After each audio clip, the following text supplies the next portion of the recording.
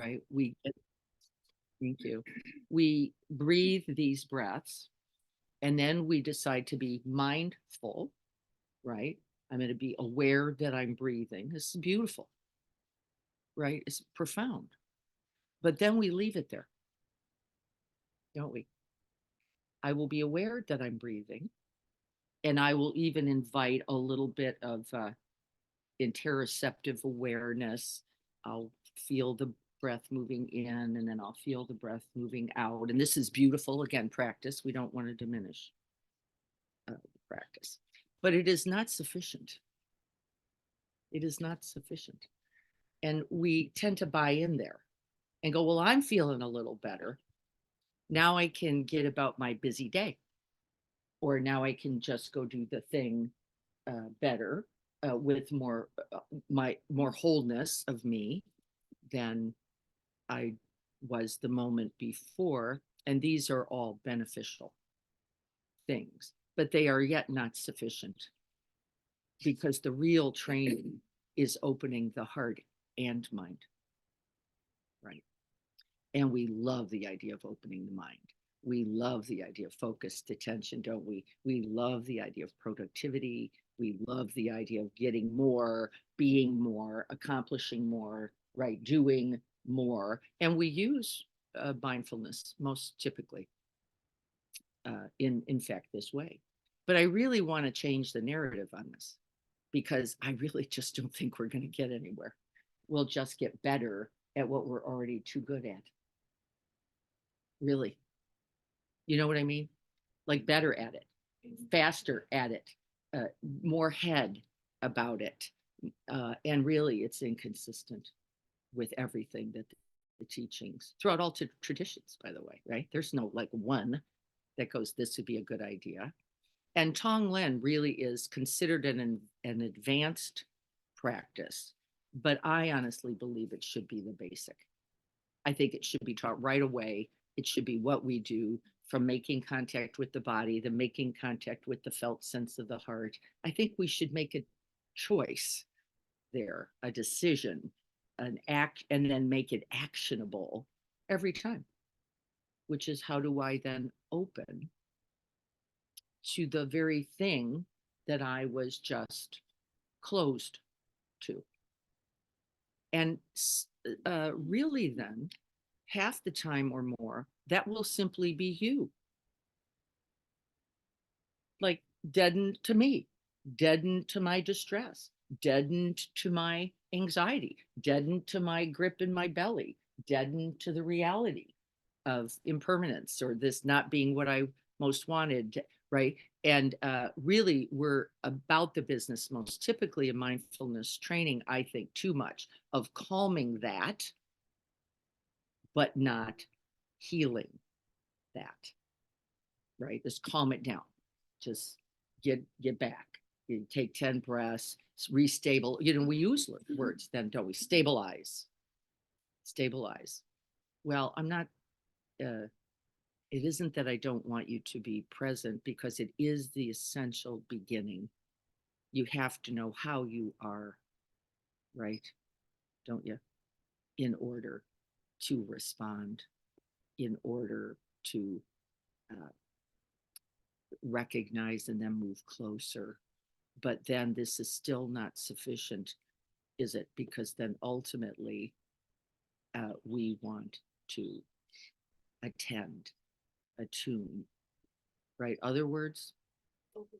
Open to. Other words? What are they? Be with, bear witness. What else? Some don't want it. Sometimes we mostly don't want it, Leanne. Yeah, I mean, I want to get rid of it. Yeah, except what? Yeah, can't It's really. here. By the time you've run into it, you've already run into it. It isn't an idea about later. It's what is arising now. My distress now, my tight belly now, and in fact, we're confident, and the neuroscience supports us, that the avoidance of, turning away from, cutting it off, suppressing, repressing, what's other stuff, right? Distracting, entertaining, denying is our societal disease. It's funny. Yes. We've Speak up, Lisa, so we can all hear you. We've practiced Tonglen a lot through the years and in different ways. And it isn't in contrast to, but just I hold the thought that the belief thought that something like loving kindness is soft and nurturing. It's so much more appealing. Tonglen, I feel like I am swallowing a monster. I am breathing in a monster. And as soon as you say Tonglen, the first thing I do is grip. Yes. Even though I know how powerful it is, Yes. but it's there not is that necessarily piece. pleasant. No, it's not. That's not my first response. Right. Talk about it. So did everybody hear Lisa You know, say, I love loving kindness and it's soft and soothing and right. We tend to melt in to those types of practices. We're going to recollect the good. You know, we love Rick Hansen soaking in the good practices. And it's not that we shouldn't. In fact, those are necessary then, truly. We don't want to diminish their power. They're essential, right? Because if you're only turned towards difficulty or suffering, you're drowning, actually. And so this isn't the goal. Drowning you is not the goal. And so the resources of called opening, including that which is good. In fact, we're going to practice compassionate abiding first, because if you can't soften into your own experience with you exactly as you are first, there's no hope for then being open to the challenge, the difficulty in what we then perceive as what the other, right? Like that's optional. That's E on the multiple choice. Like, no, me, those I love, those I like, those I care about, those I rely on. And then a couple of people I don't know that well. And then, right. And then the idea of all beings becomes impossible and ridiculous, right? Because actually what Lisa said is so true. I'm having a hard enough time holding myself in my distress. Why? We are lizard brained, trained to go the other way. Rightly, right? Wisely, we might even say. Can you define Tonglen? Yes, Tonglen is actually very simple, means sending and taking. Sending and taking. And it actually means taking. What are we taking? We're taking in the suffering of others. What are we sending? We're sending all our supplies, all our goodness, all our care, all our resource, all our good fortune, all our skills. Right? You could say then whatever was needed, you would send then whatever is needed. And in the one of the steps in Tonglen, which is primarily a Tibetan tradition or Mahayana tradition practice, we actually visualize ascending. We use the breath. The Tibetans most typically scent white, steamy, glowy light, radiant, right? You could think of those words as the healing balm or the healing agent. Westerners, being a little more materialistic and practical, we send things like warm blankets, warm cup of coffee, socks, and right, we could even visualize that. So I would say let's do the practice and then see what you send. But we don't begin there, because remember what we were just talking about, really resourcing oneself is always first work, even on the spot. This is why on the spot practice becomes so challenging, because we really don't do that. We go into what I should be doing, which is boom, I just connected with some suffering there. I now need to, this is right, you've heard you do this. I should be breathing that in. And no, we can't begin this way.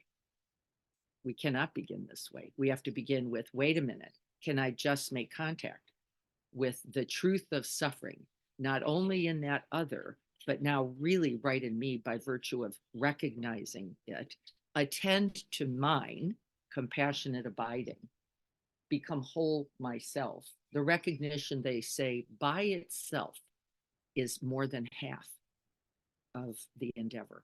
Just the recognition, this distresses me too, right? And then beginning with oneself, we eventually work to do this for another. Why do you suppose we just don't do it? Besides, it's unpleasant, it takes time. What would be the, write down the reason you don't do it. We've all done it before. We all know the Tonglen practice. I've said the word on the spot thousands of times in 15 years. I think, like Lisa said, it's the hardest just to take in what your body, try to sense into your body and accept it. Yeah, be with it. Right? And so that's the explanation, isn't it, Robin? How could we hope to be with another, which feels a lot like extra to us, doesn't it? It's not true, but it feels like it, extra. How could I hold you if I have spent all this time struggling with even being with me in my own distress? And then being with me with some kind of compassion, some kind of mindfulness, some kind of presence.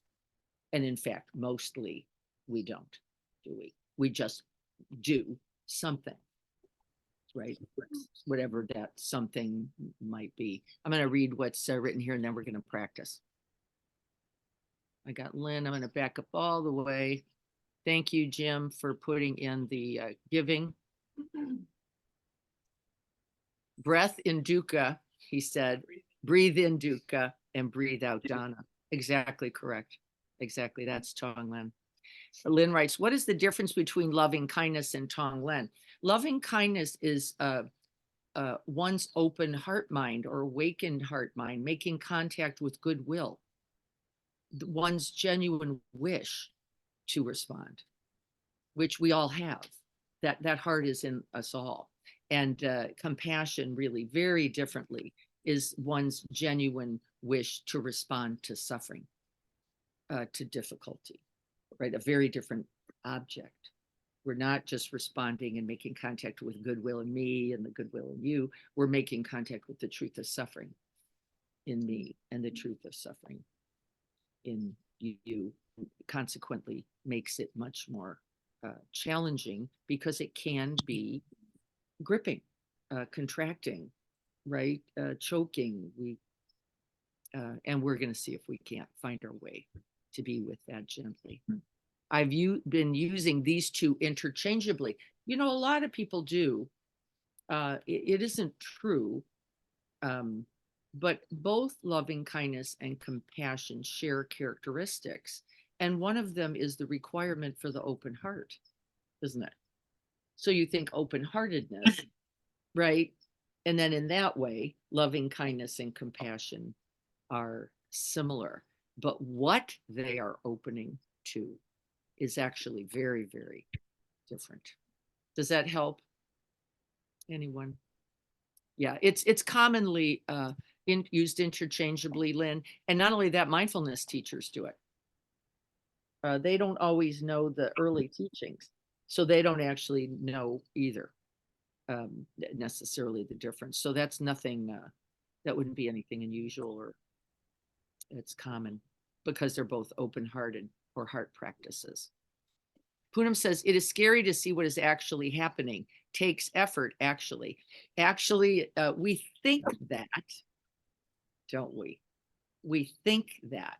So that's the thinking mind that has gone, it's harder or worse, or actually, The evidence isn't there. The evidence is the minute you turn towards something, you can now be a resource. You can now heal something, whether that's you and the other, whatever is available, and that everything else actually is mostly a waste of time because it isn't going away. It didn't change anything at all. And in fact, we're using those really desperate strategies that we all named a minute ago, feeding the wrong thing, feeding the contraction, feeding the just keep running, feeding the just stay busy, feeding the just don't look, right? Feeding the this shouldn't have happened to you, which I just had another family do with a kid who didn't get into that school. Like you should have, this wasn't, I was like, what? Why? Why? There's a lot of kids with 4.0s here, by the way. There's a lot of kids who volunteer with Rotary and some of our work. There's a lot of kids, and they're privileged to do so, aren't they? They're resourced to do so. But we believe, don't we? And we bought in, if you get it right, then what? Right? We still do. And then we go, that's not working out. How'd that go bad? It is, yes, it takes effort. Yes, it does. I agree, Poonam, it takes extraordinary effort. In the teachings, it says joyful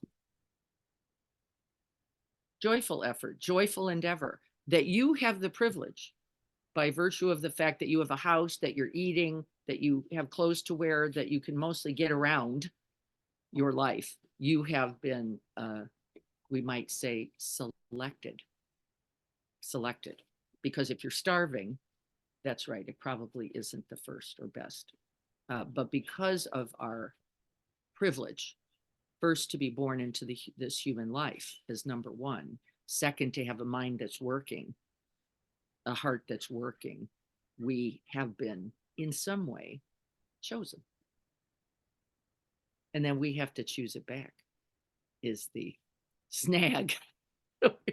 I don't know, maybe. Courtney says, it is easier to take care of the other than to look at my distress. Very frequently, particularly if you're a woman. Right? Let me attend to your feelings. Let me make sure you're okay, because then I'll be okay if you're okay. And we have that fairly confused.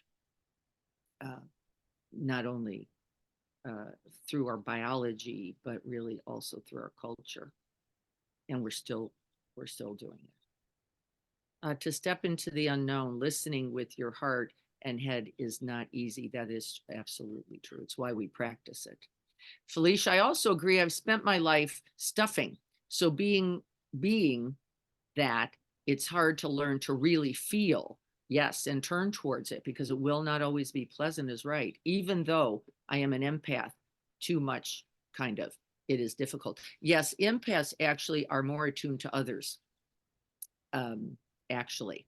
And that often had become a requirement, right? Let me read that.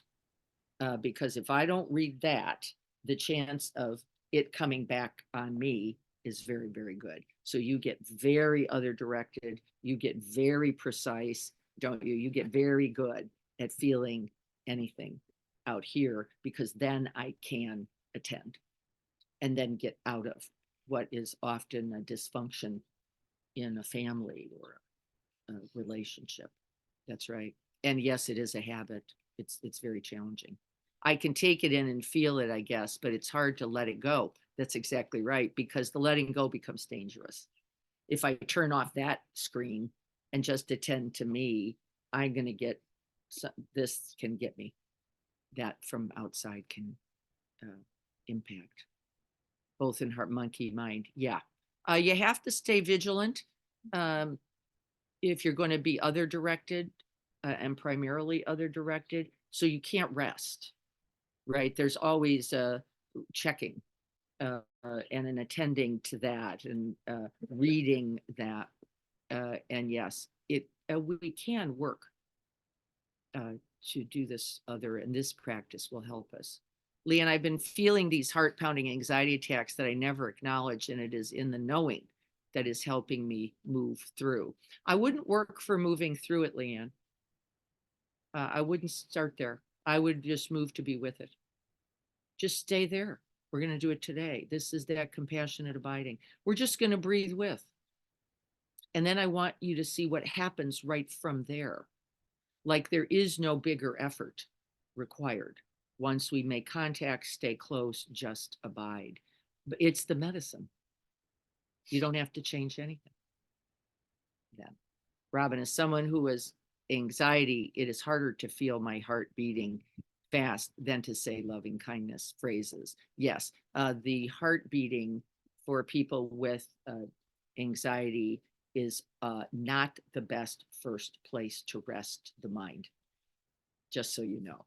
So for those who already have anxiety and an imbalance there or dysregulation, turning towards the heart may not be the best start because it can be highly activating.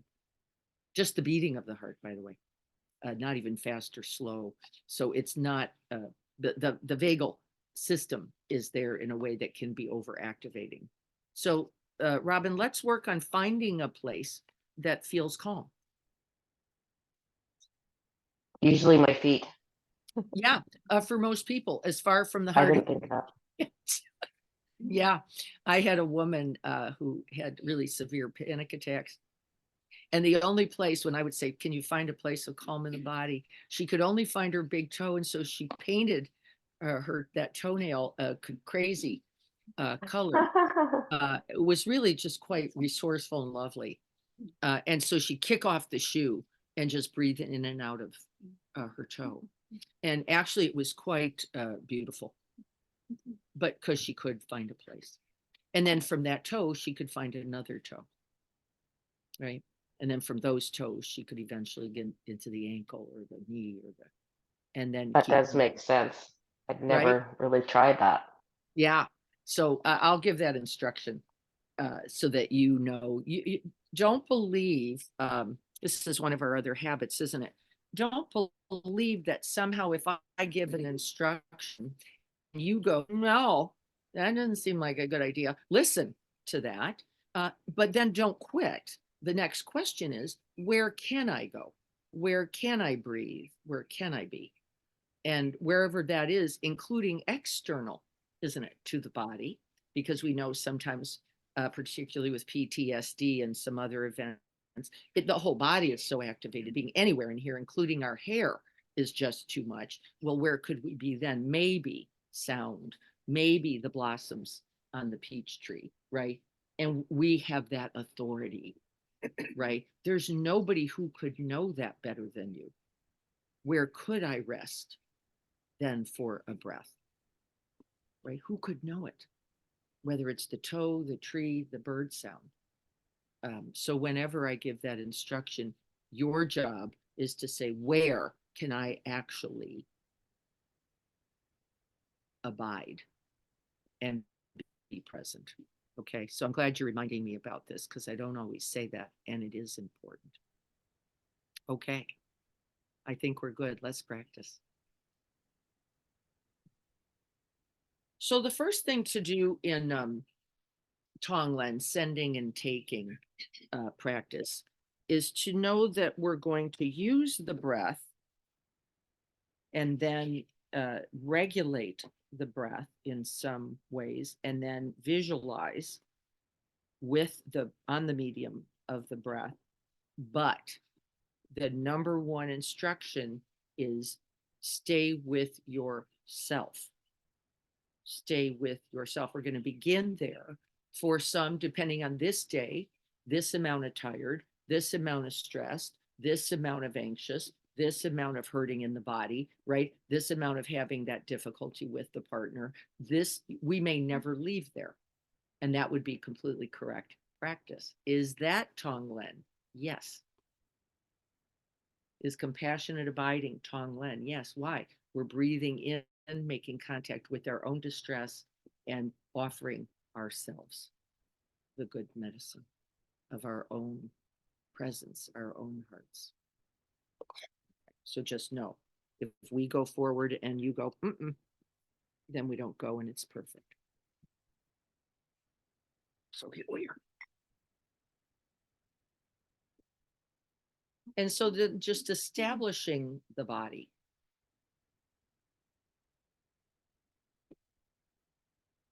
And that means place attention on the body and feel for its felt sense of support.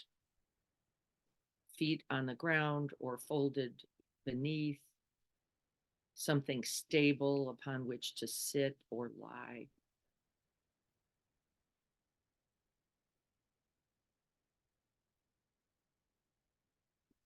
A release of the neck, the shoulders, and the back.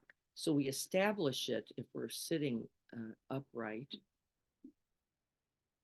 And if we're lying, we just want to make sure we're not cranked, head isn't cranked. We want to get a nice, simple, available line for the breath.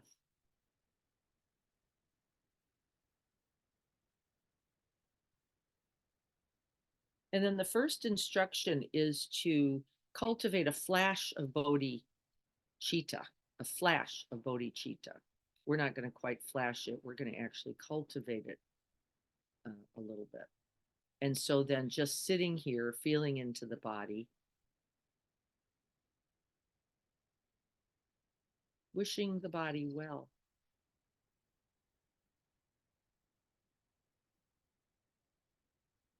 May this body be well.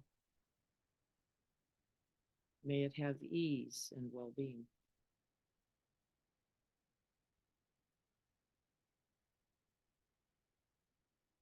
May it contribute to the good.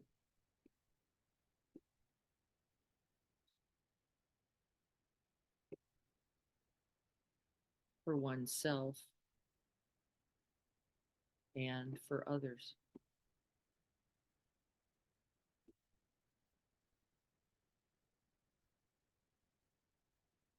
And see if you can breathe that in, holding on to that aspiration.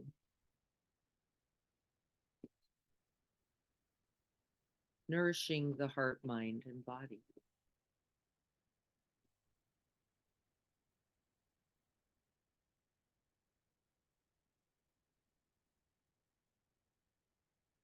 You may breathe in to the heart space if that's available. You may breathe in through the whole body, just using every hair, every cell, every pore.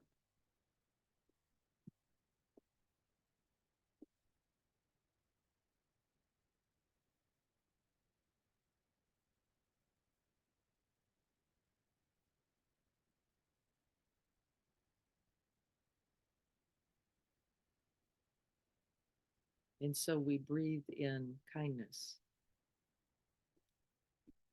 We breathe in love.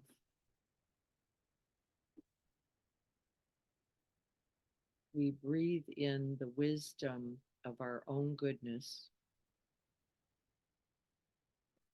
and the goodness of others.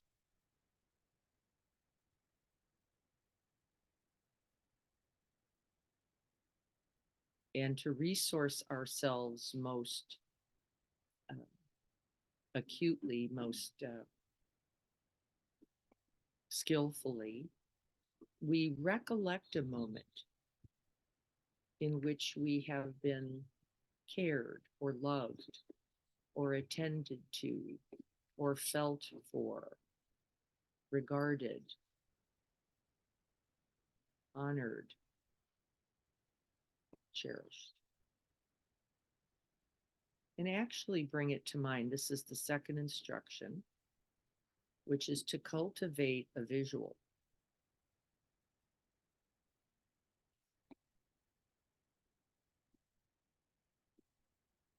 And to breathe it in. And in this compassionate abiding practice, we don't breathe it out. We distribute on the out breath throughout the whole body, touching all aspects of the body.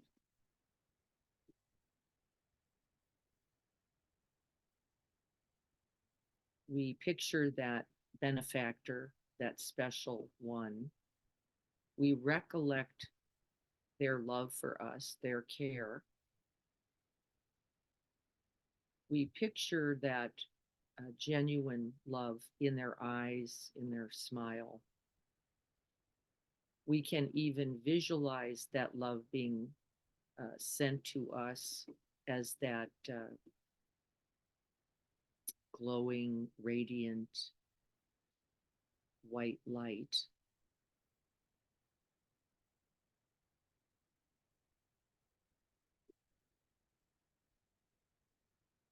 Infusing us.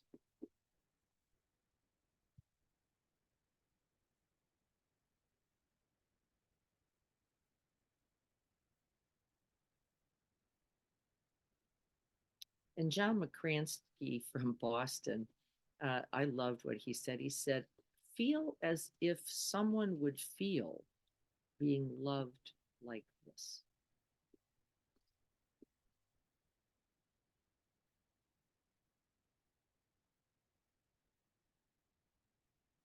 Being cared for this wholeheartedly.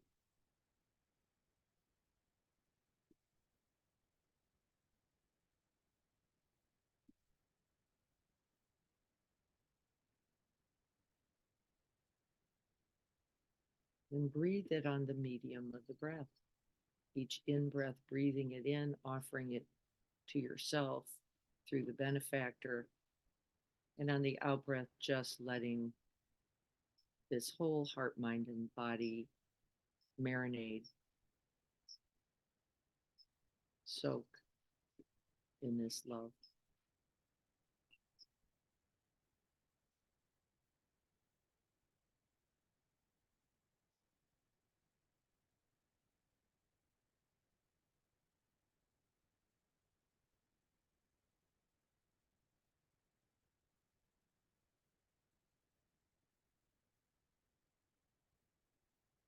Soften the body.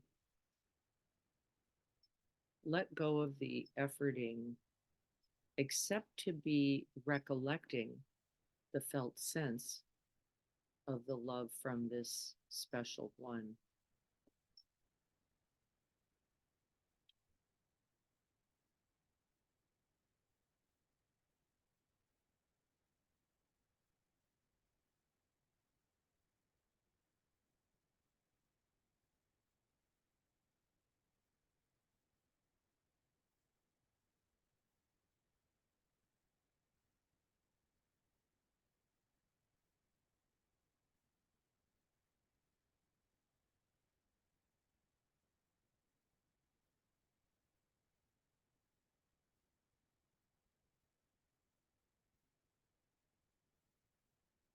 We let the breath breathe naturally.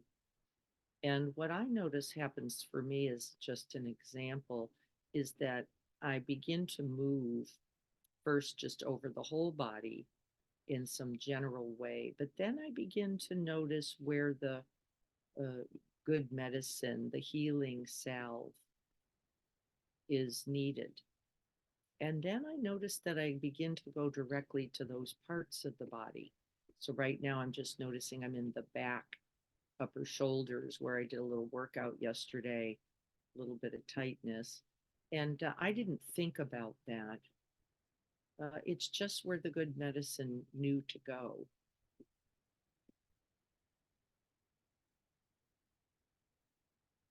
And you might take several breaths there.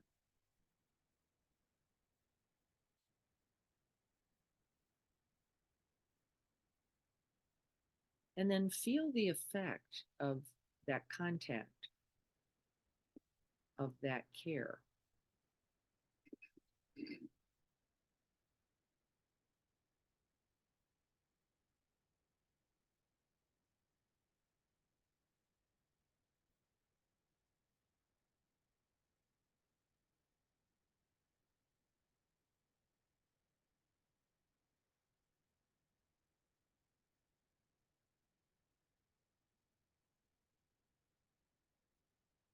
You then may elect to bring this good medicine to a specific part of the body You just might let the body decide based on how it's doing.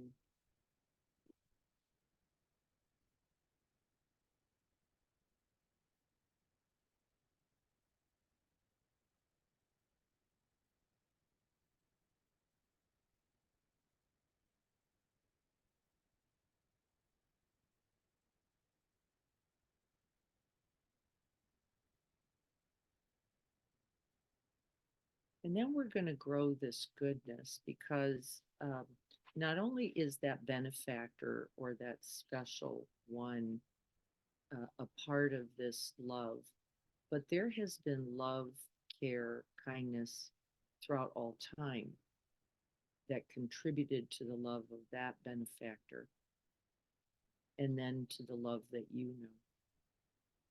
And so then we could imagine love throughout all time, care throughout all time, being breathed in.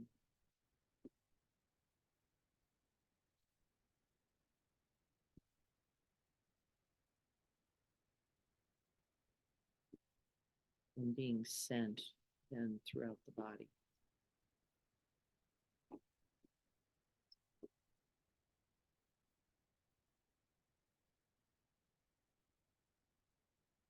This is where I think the visualization of the light, the warmth, the glow can be very helpful. We could just imagine painting the body in that warm, loving, glowing energy or light. And then with each breath, we breathe it in and we spread it around.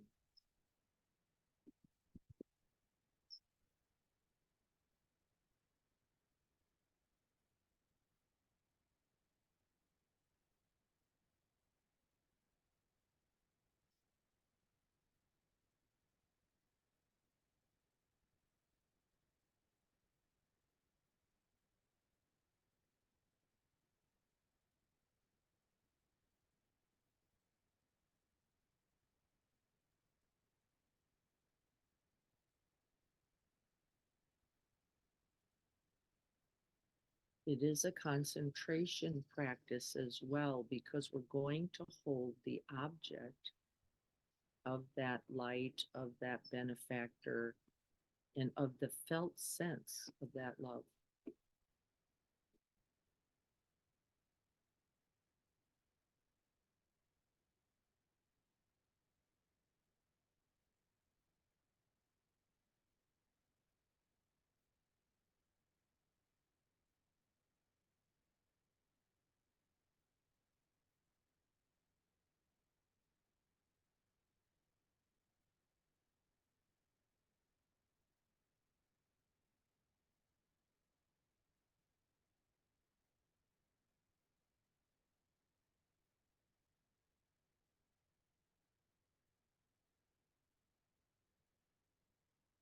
And then where does the mind rest in the body? See if you can't find that place of calm, abiding.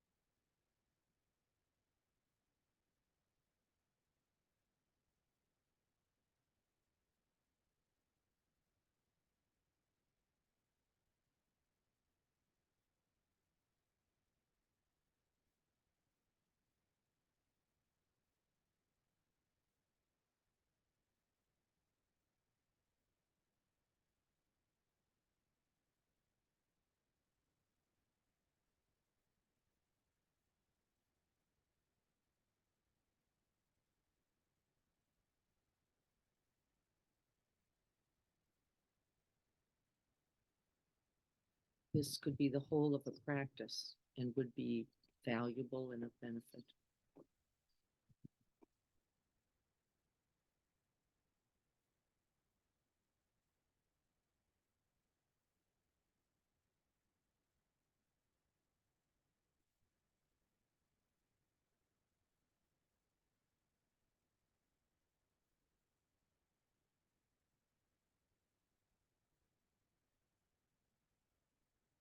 And then we're going to begin to turn towards just a mild moment of difficulty.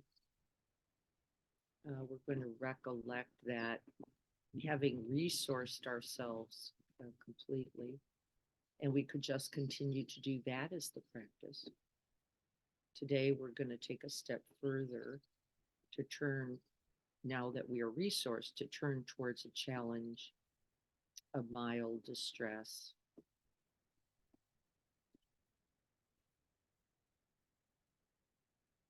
And take a moment to recollect that, with the benefactor now either resting just gently behind you or resting directly in your own heart space. See which feels most resourcing for you.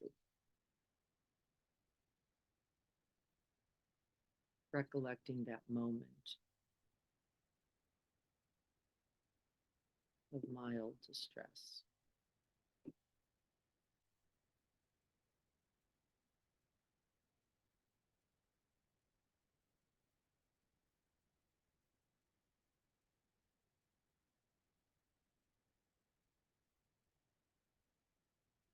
And then feel where in the body that distress is known and held. And see if you can turn towards it.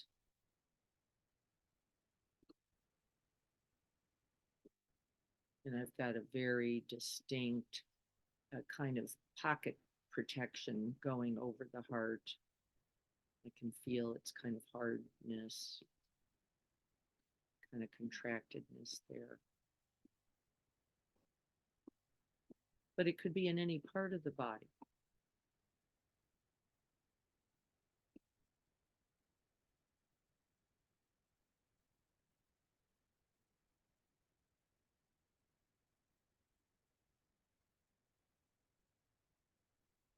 And then you and the benefactor are going to turn your loving attention,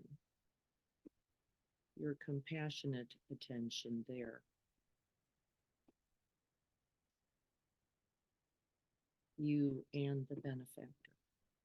And then remember, that benefactor comes with all those other benefactors throughout all time.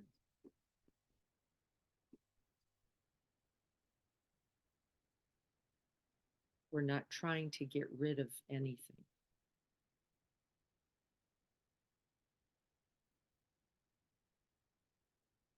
We're trying to make contact.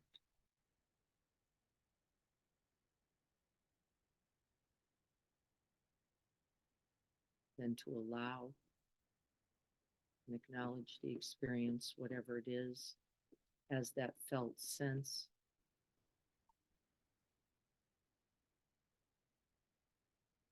Be watchful of the storyline that can take you away. We should be fully embodied.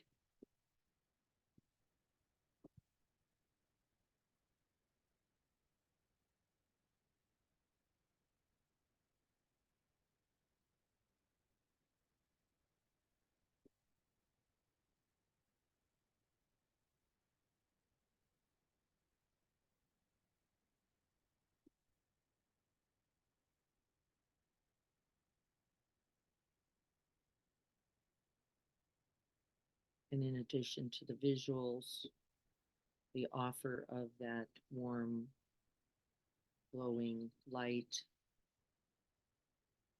to this part of the body, we can offer loving, compassionate phrases.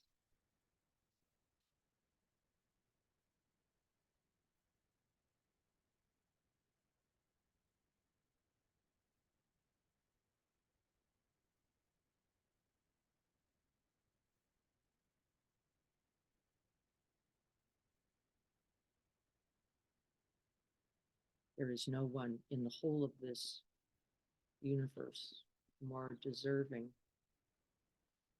of this love and attention than you are yourself.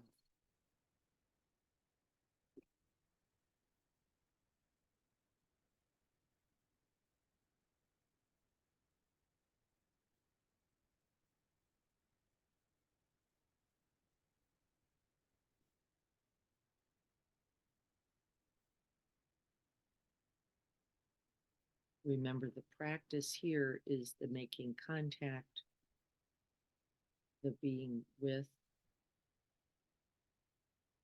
the breathing with,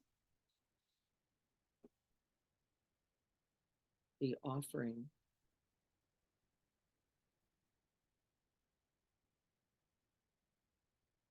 and then the moving closer.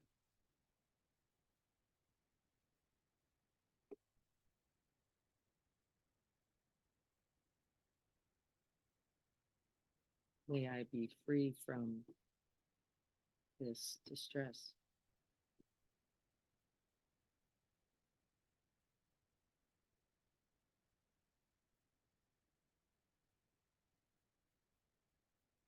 May I have ease and well-being.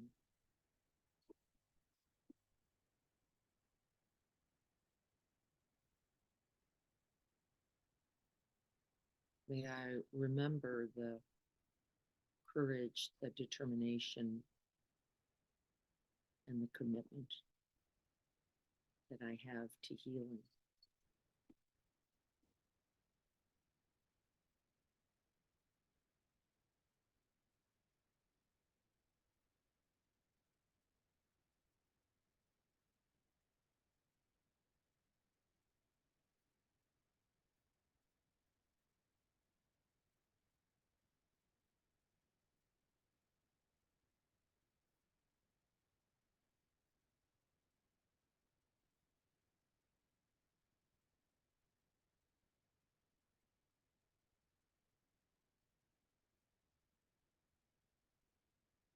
Feeling the effects of this love and compassion. Resting in it, abiding, healing.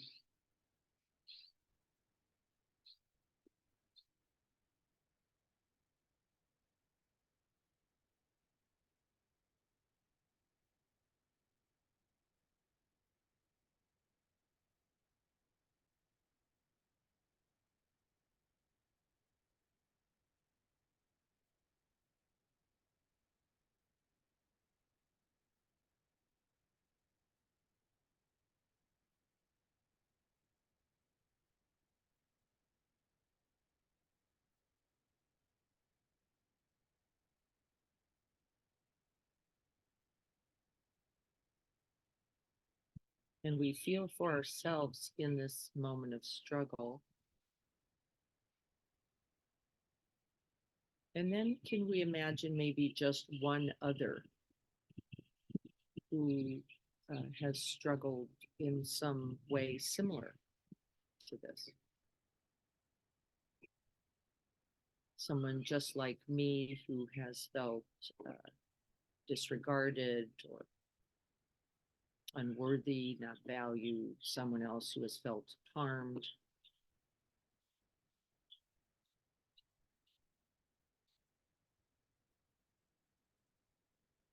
And then calling them to mind and placing them in front of you.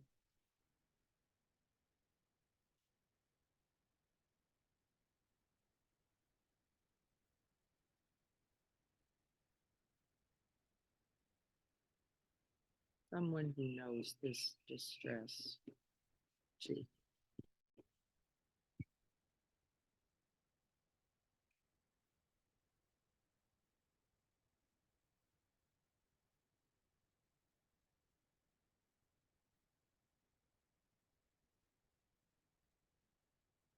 We're going to look at this special one in front of us,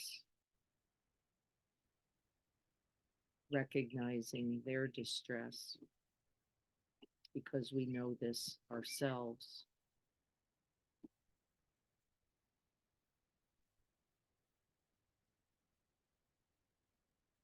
We're going to begin to breathe that distress right into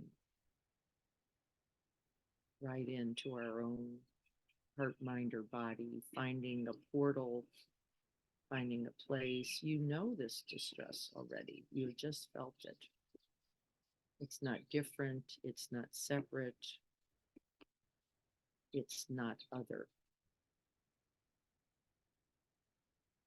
And you're going to offer this very compassion, breathing it in, often visualized as a thick, dark, smoldering smoke.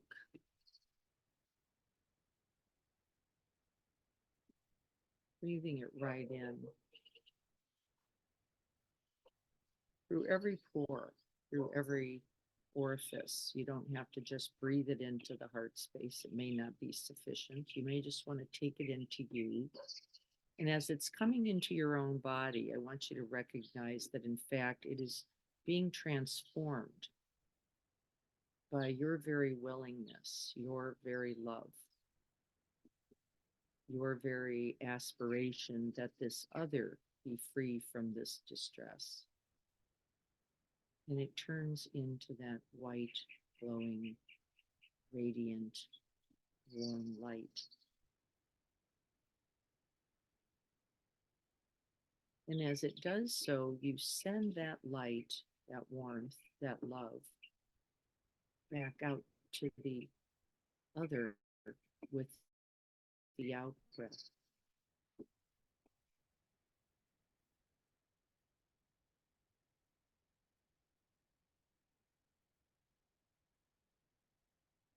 As Jim said, breathing in dukkha, suffering, breathing out dana, maitri, metta, compassion, care.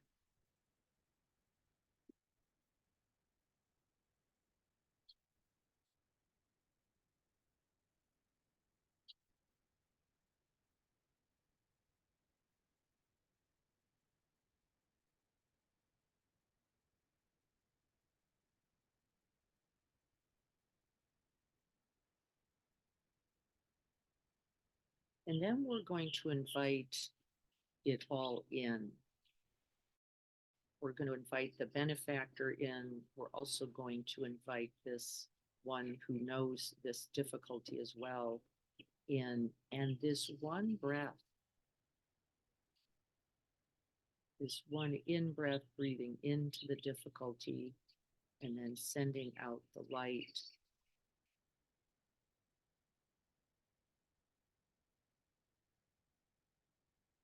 Is healing not only you, not only the other,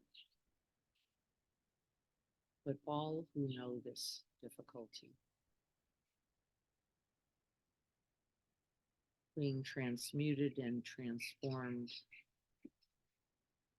with this one breath.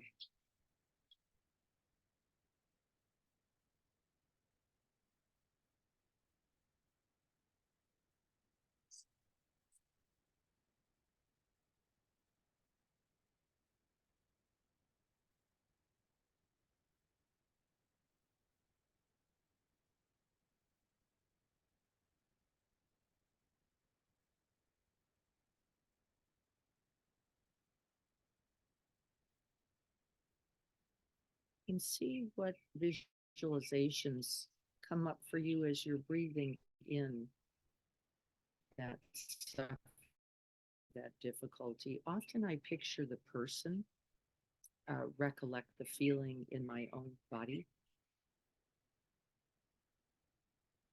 and then offer it space, room,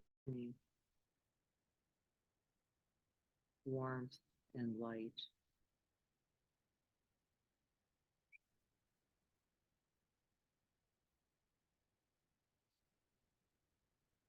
So that there is no me now separate from the benefactor or separate from you.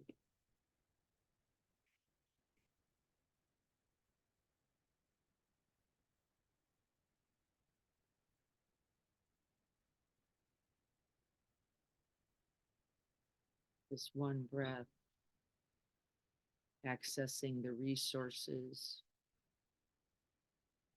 from all directions, all traditions, all people, all time. And that out breath, offering that radiant heart, that healing energy to me, throughout me, and then out to all beings.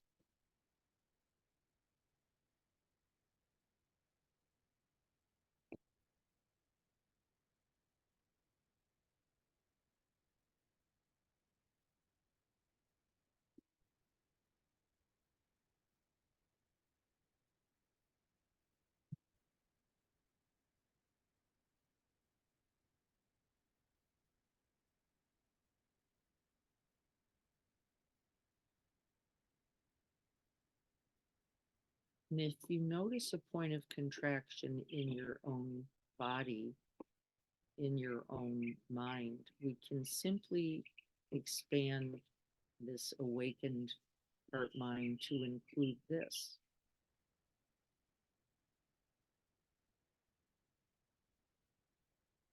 We begin again by breathing in that tightness, that smoke, that difficulty, and offering ourselves as the healing medicine. Our full presence, our whole hearts.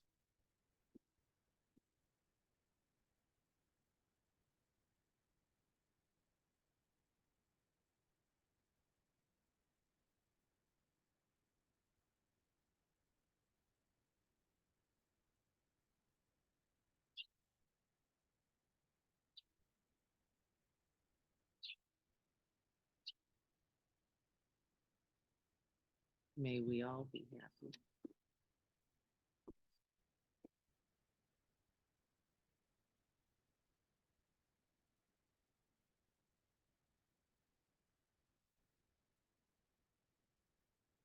May we all be free from distress.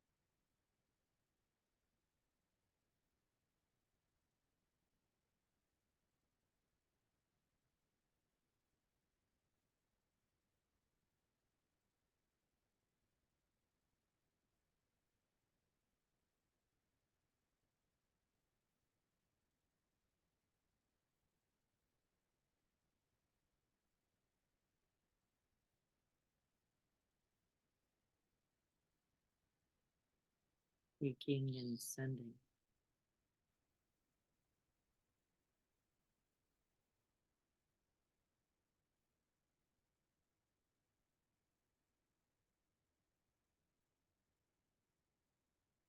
Wherever it's needed.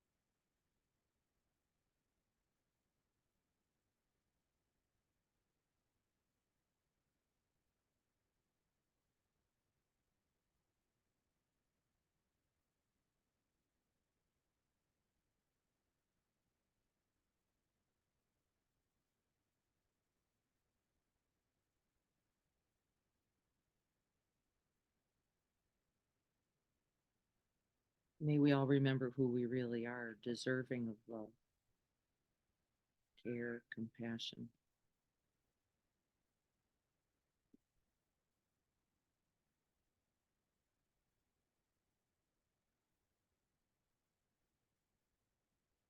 And a resource.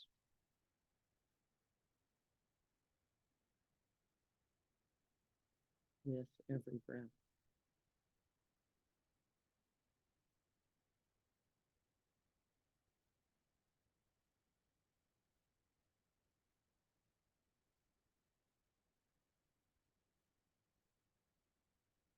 And may this practice contribute.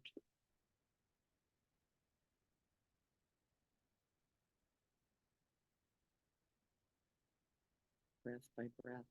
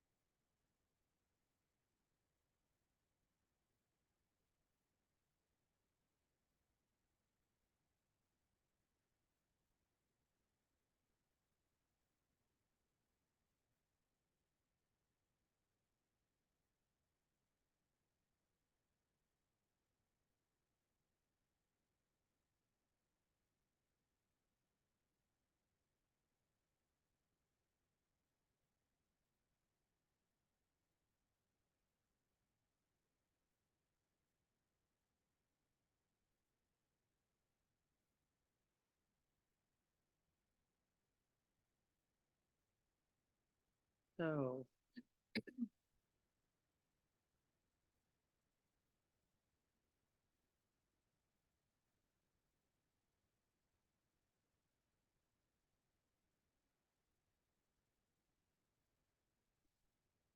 any questions? Observations about the practice?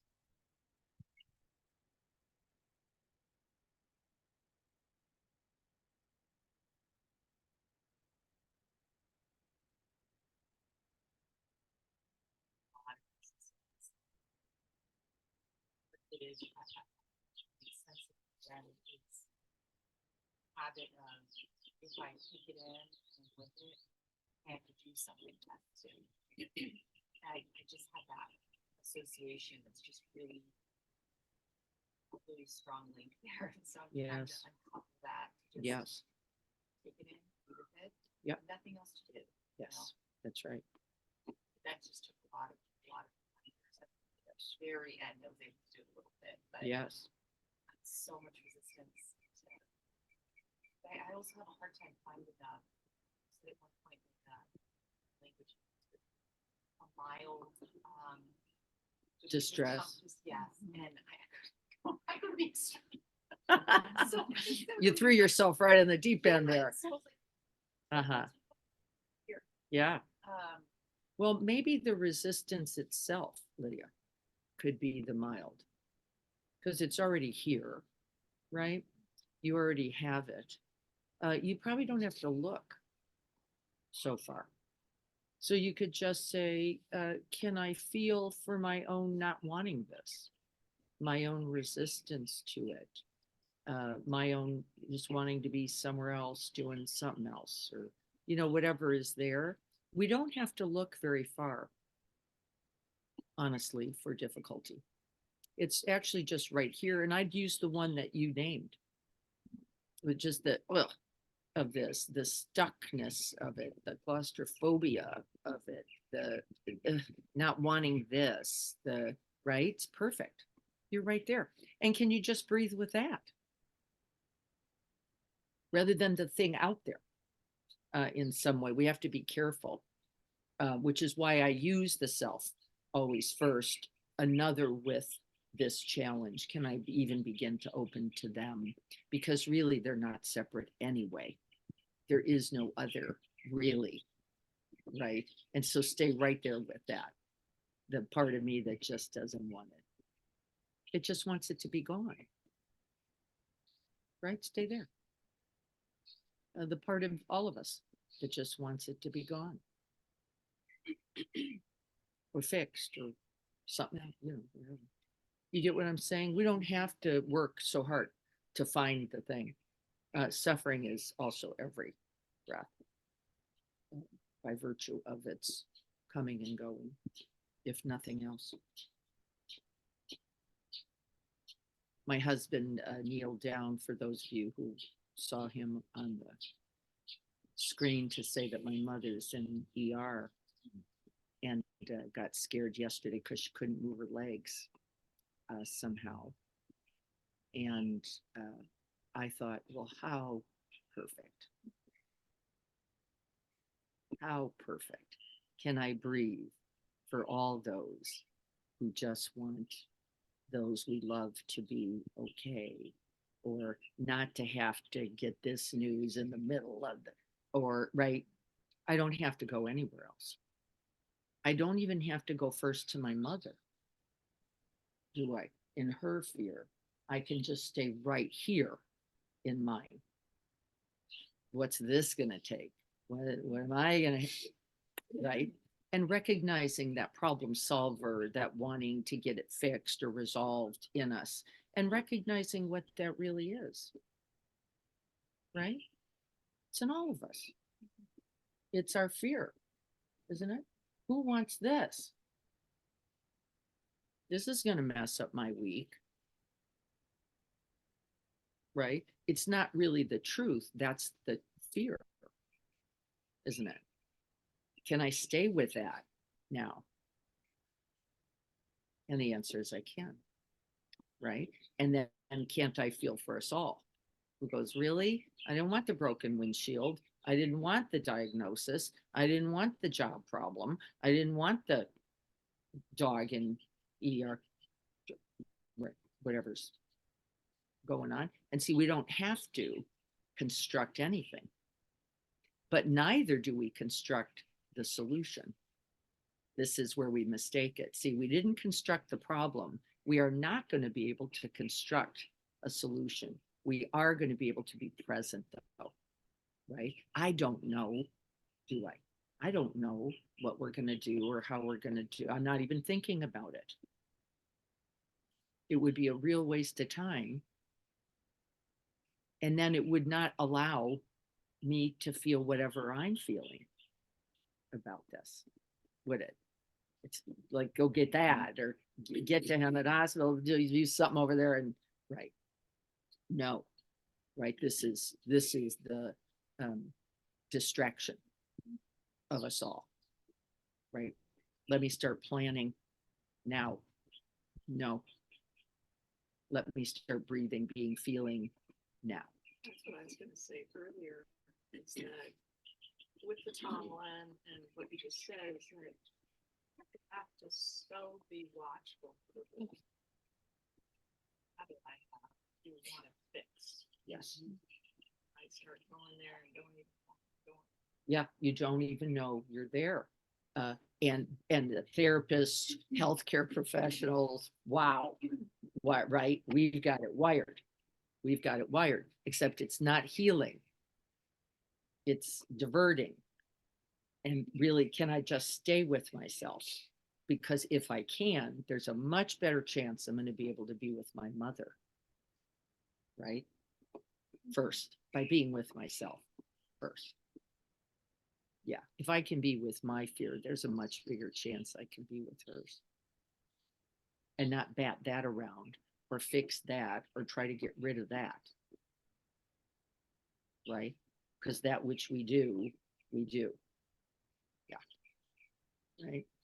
And probably the thing she doesn't most need is to hear, Mom, it's all going to be all right. Right? and better likely to say, this must have been very scary for you to call an ambulance in the middle of the night. Must have been. I can't actually totally imagine it being by yourself.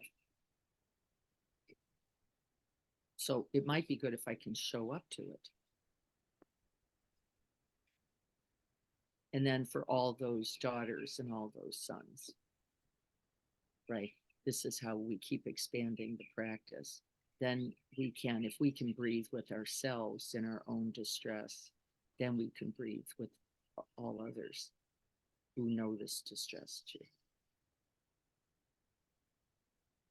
As most people will know, won't they?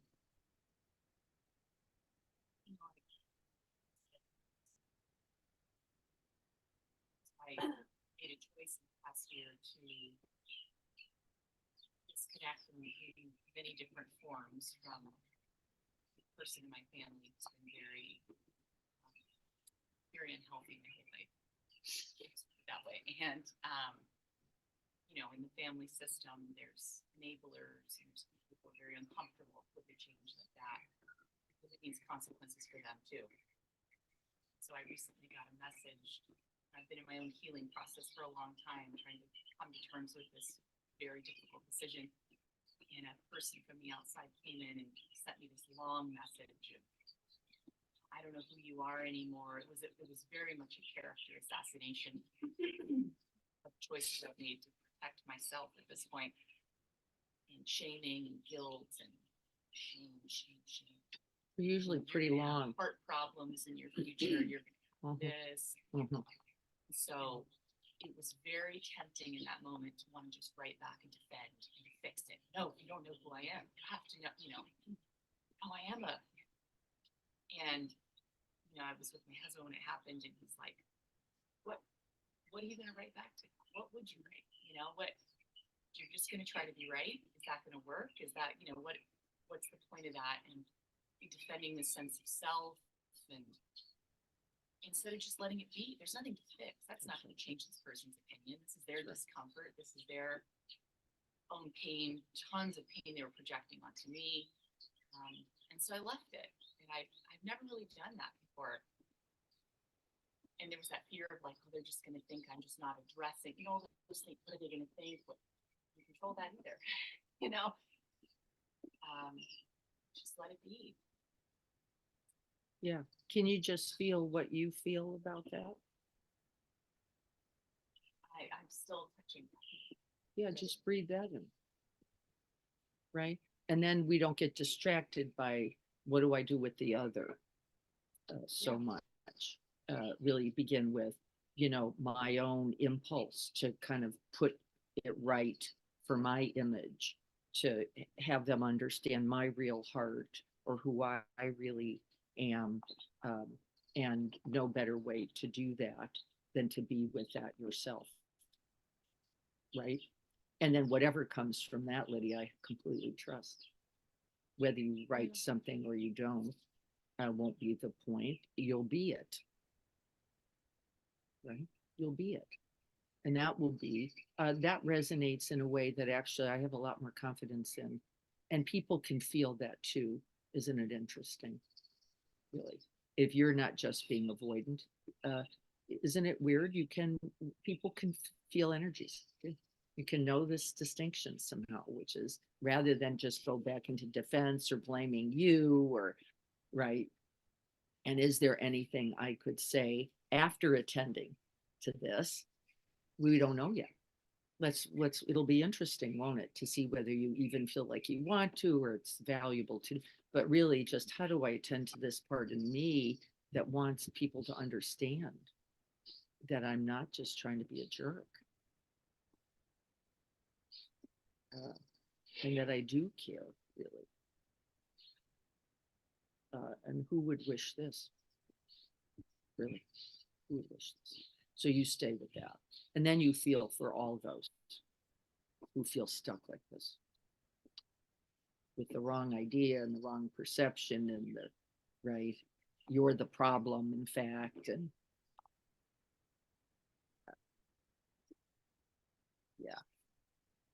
wanted to say that I've been in not exact situation, but where I felt like, what do I do? And in the past, I've reacted in wayward later realized really got to stabilize myself for maybe a week. And as the week went on, my perspective changed. So what I would say or do or whatever. And it's a lot of times now when I'm able to do that, I'm so glad that I've remembered, Renee, you really messed this up. Don't do it. Give it time. It might turn out better.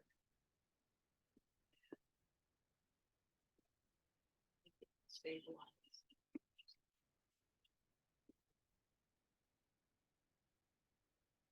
And that stabilizing is this practice, isn't it? It's offering oneself to oneself, isn't it? Like before I get out there and clean up the yard, it might just be good to clean up my own interior and really be with myself a week, a month, a year. I don't know. I don't. I just know right direction for sure. And that you then get to feel that with all the distress that you feel it. Like I don't even want the issue, let alone, right? Like I don't want to deal with it. Well, what's that? Right? That is it a sense of powerlessness? Is it a sense of really there's no way to fix it now? That's going to mean I'm going to have to invite a person back in that maybe is not right. It doesn't mean any of that. Then we just know thinking is thinking. And we know where it comes from. Right? The impulse to act is most typically first fear, isn't it? Right? Yeah. And really the skill is recognizing the activation and then turning in. Right? Not going, well, now I got to get to Hemet. And then I got to call my son and tell him this is going bad. And then really, can I just feel what I feel about this? And can I stay? Really? And really, no, the answer is not left to our own brainstem device. We have to intention it, and then we have to intention it again. Don't we? Like, no, just stay now. Well, just stay now. And notice changing heat, energy. My hands are vibrating. Can I be with this? Just be with me. And I know I'll be a better resource. I know it for sure because I've done it enough to go, whatever then comes with there, right, will be best if I begin here and keep doing it. Keep doing it. And then take ownership of everything.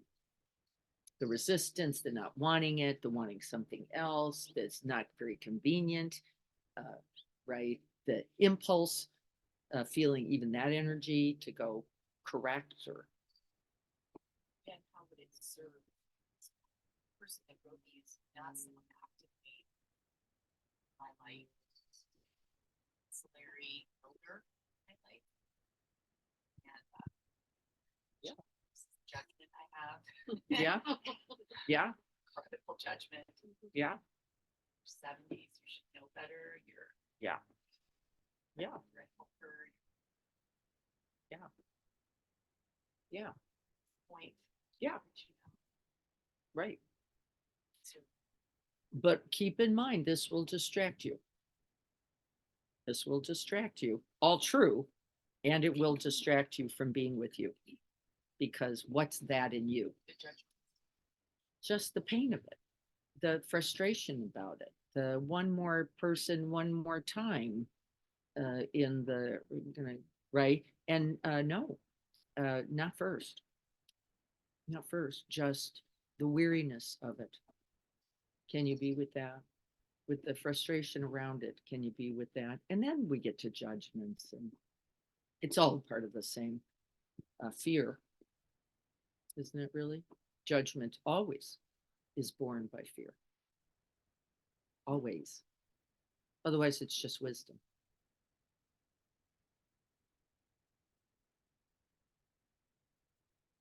It's just wisdom. It's big work. Just knowing, well, this is a person with their conditioning and their belief thoughts about, right, and they're maybe wanting to feel empowered. We eventually just feel that. I wouldn't place my mind there. I would place it more on what's happening with me about it, so that I'm ending up in judging another.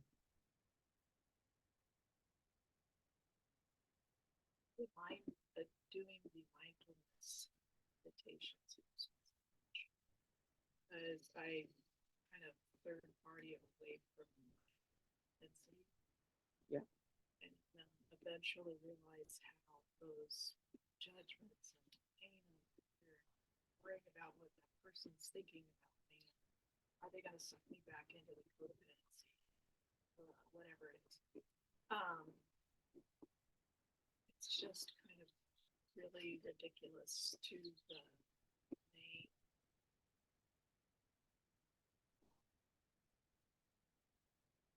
kings, Yes. the moment, Yes. putting the moment.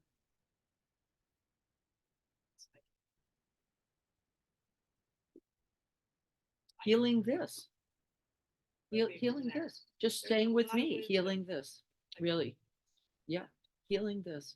And that means myself in this moment as I am. And that the Tonglen begins in that compassionate abiding. Be with oneself as you are in the distress of this potentially unresolvable, right, moment. It isn't that everything gets fixed or goes the way we think, or it's not true. And what about that for one's life? Blah. And can we let the truth of this be true? That everybody wants the fix, everybody wants a solution, everybody wants and begin with oneself, really over and over and over again. And so we're going to practice this week at least several times a day, making contact with the pleasant. Let's start there. It's easier, right? Let's start there. Making contact with that beautiful bird sound, with the gorgeous red blooms on the peach tree. Breathe it in, offer it to yourself, and then send it out to someone who might benefit. Really, how lovely, right? This is just good practice, but it's easier to begin there, right? That pleasantness that I was going to meet my son for lunch and we're going to do taxes together, and really how fortunate am I to have a son who's even available to that. And can I breathe it in and smile with the goodness of it, and then let it go, send it out, give it to somebody maybe who doesn't have it, as a beginning practice, right? And then we see the moment of difficulty just in the day. We don't have to make up anything, right? Can I then make contact with that? Feel the truth of that. Stay with myself, breathe into it, and then what? That's the Tonglen. Breathe in the difficulty, send out the presence that I have already cultivated, the being with, the bearing witness that I already am by virtue of my self, and then naturally will extend to others. And isn't that fabulous, right? So breathing in the good, sending it out, and then making a little contact. I was at Costco yesterday. The last time I did Tonglen was at Costco. At 5:30. I have no idea when they close. I don't know what I'm doing. I'm just there in a line that's not moving. And I don't go to Costco very much, so I don't get the drill very well. And the line is coming around and it's going down the middle of the aisle. I think, wow, for 5:30 on a Friday, this is really, and then I'm looking around, there's not that many people in the registers. I'm like, this is, so then I'm just about to tap the guy in front of me. And a guy somehow has been watching and runs over and goes, "You're in the line of the waiters, the people waiting." I go, "What are they waiting for?" He goes, "I have no idea." They just line up here. They might be waiting for a partner who's run to get the raviolis or, but they're not getting in line. They're just waiting. Oh, yeah, yeah. Not only does it happen, there's a large line of waiters. And I'm like, okay. I'm just feeling for myself. Not, I could feel the confusion, who get confused about like, where do you go? What's the right thing? It's so big and so busy and so, and as Carrie said at the beginning of this, I can't navigate that in my house, let alone in a 200,000 square foot building, right? That's all I could do. I was like, yeah, I just don't know. I would have stayed here probably till it closed. Going, yeah, I don't know. So I so appreciate you who somehow saw the distress and went, and he went, no, come over here. And he literally zapped me through the self check, which I didn't even know there was that. And he went, watch this. You're done. I was like, well, wow, right? But that's from the being there paying attention. So was he really, in a way, wasn't he? I didn't say anything. He just caught, oh, you're going to be there for a long, long time. Right? The beauty of that exchange, the benefit of that exchange, the care of that exchange. It would have been a lot easier at almost closing to do about anything else than to go check in on a woman who looked confused. Right? And you are that. You are that.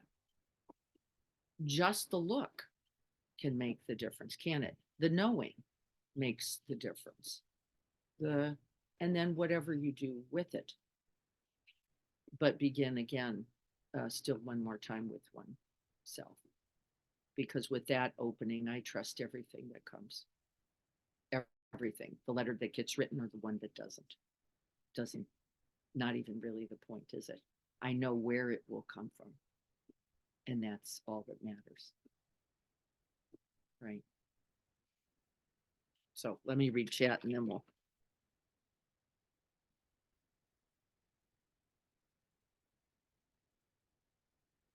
To breathe deep and be with the fear. Yeah, to be with everything that's there. It's like being trapped on a freeway and everyone is just crawling along. Yes, it feels claustrophobic like that. Being with our own distress feels like a tight, hot, hard, unpleasant place to be. And but that is not the quality of your true being.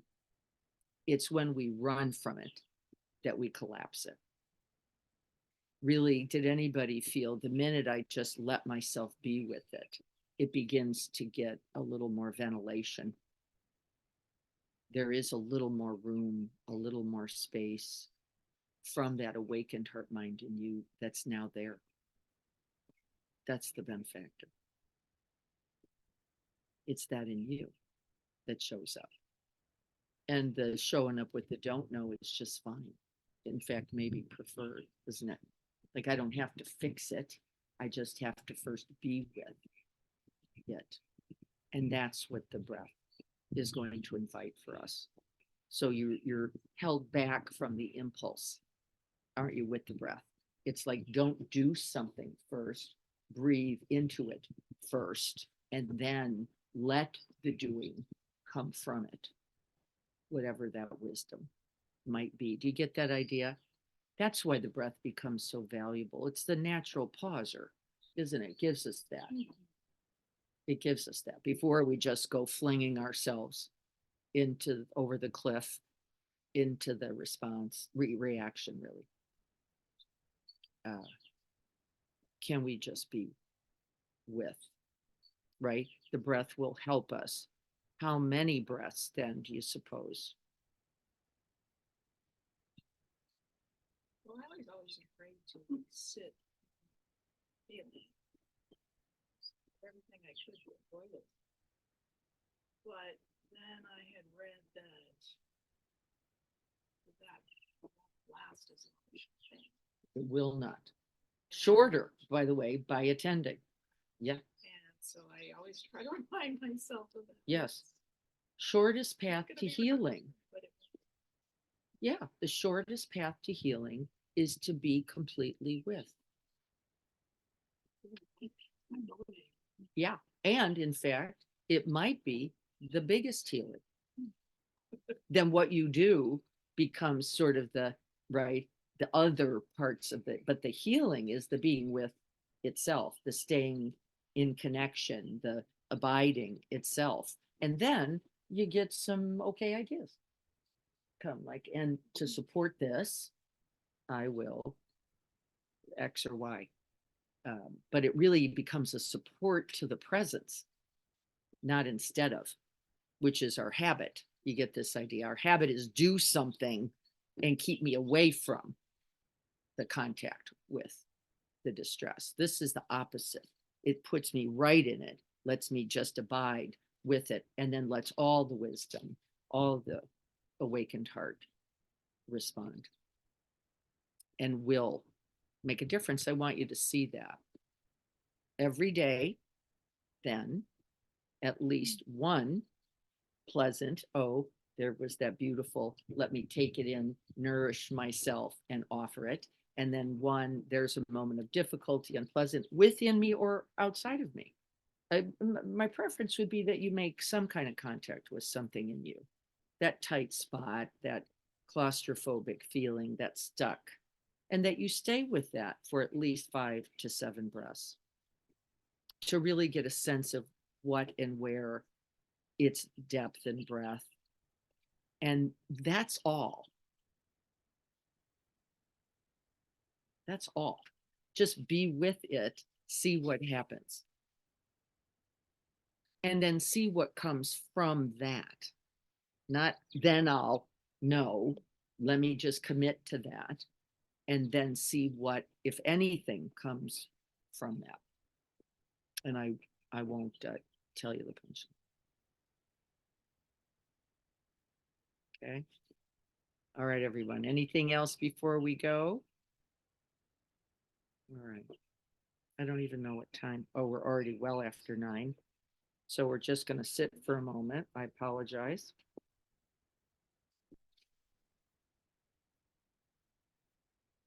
And so just finding the way back into the body and then back into the breath space.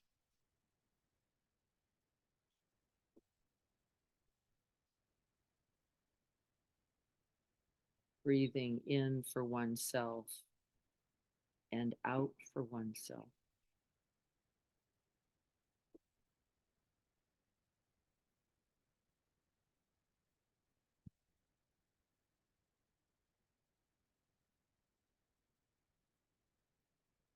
And abiding.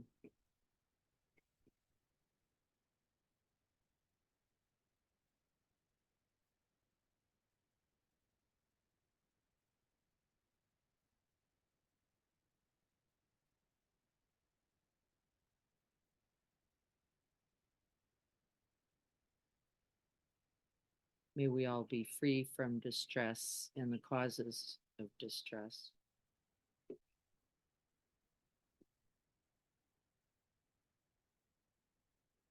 May we cultivate happiness, ease, and well-being.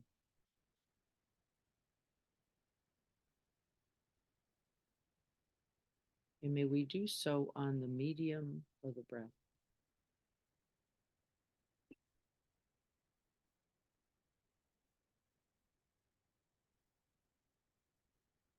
Until all beings are awakened.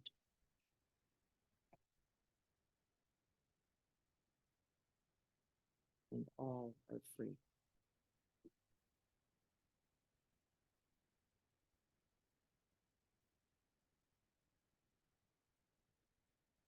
So be it.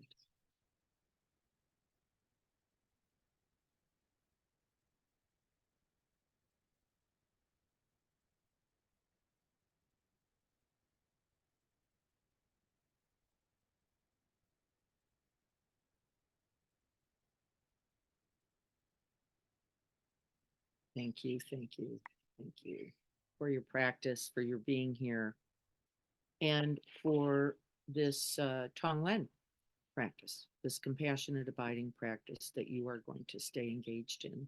You may want to use a little sticker or a sticky or a something to help you remember, because again, we're breathing all the time. We are not so skilled yet that we can do it with every breath.